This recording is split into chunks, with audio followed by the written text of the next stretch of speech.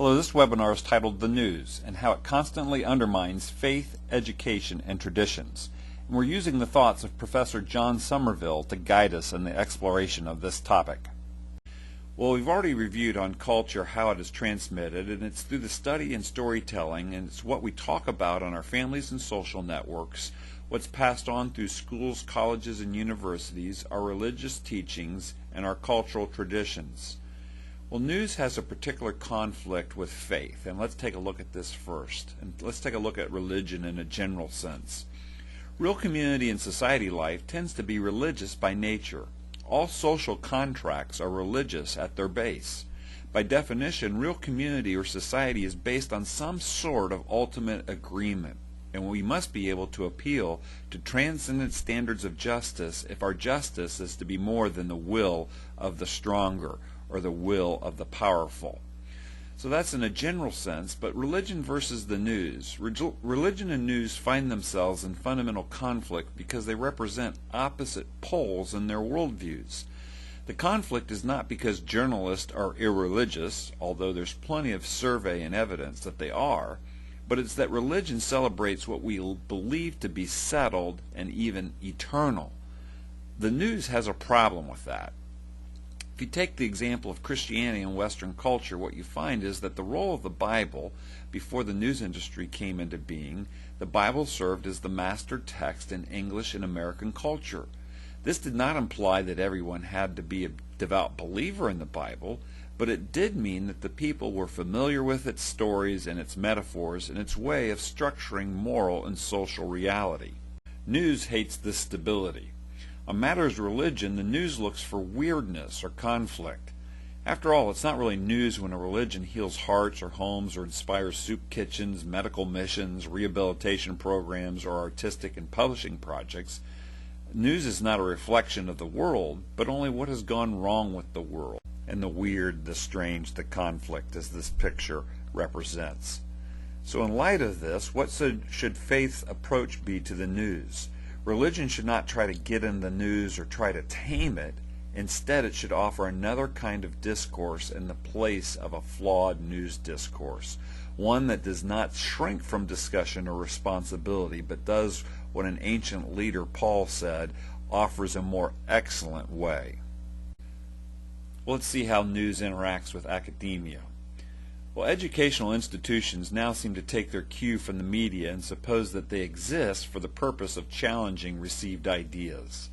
The study of literature is no longer to encourage appreciation or enthusiasm so much as it is analysis and suspicion. Schools were begun for the purpose of passing on what was valuable in the culture, but now it seems that they are set on attacking everything of value in the culture. The question must then be asked, can we successfully educate our children when we cannot seem to agree on a curriculum that could be stigmatized as traditional? What can schools do when all that school board members know is what they read in the papers? And can we socialize children when family patterns are in constant, even daily dispute? Keep in mind that no such debate will ever be concluded as long as the industry must market another issue tomorrow. Let's take a look at news and traditions. Tradition is the wisdom of the past generations and the soil from which innovation grows. Tradition is a larger democracy, including generations that have gone before and assuming some responsibility for generations to come. It is one thing to build on traditional culture and reform or reshape it. It's quite another to constantly call into question everything about it and always be advocating for something new. If traditions are like the roots of society that keep society stable and help it grow, then news harms this plan by continuously holding a referendum on the culture and its flaws. It is like pulling up the plant to take a look at the roots just in order to comment on them. The plant just simply cannot survive. And so this puts news at war with culture. Conflict exists between those who think cultural traditions tap into something transcendent as those who think such talk only justifies the status quo. On one side are people who do not like to see unrelenting challenges to everything they hold to be right or good or natural. On the other side, the news cannot help itself because it's the very challenging of the norms and looking for what is new that drives it. But this raises some serious questions.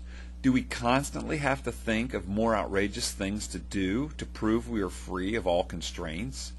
Do we need to search out all of our customs and traditions and root them out just because they are customary and traditional? Must they be destroyed so that each of us may recreate things as we feel the need? Well, here are some action items in light of all of this. First, we need to recognize the periodical press and media for what it is and the effect it has on us and society. Then we need to realize our dependence on the more settled cultural traditions that create a stable and healthy society. We need to spend time with our family, spend time with a neighbor or friend, pick up a book today and start some mind building, read a spiritual book like the Bible and build your spiritual life, get involved in the community, practice being fully human. Doing this short list of things would help us as human beings and as society to overcome that negative impact that news has on our minds and on our well-being. This is U.S. Civics Training. Thanks for listening.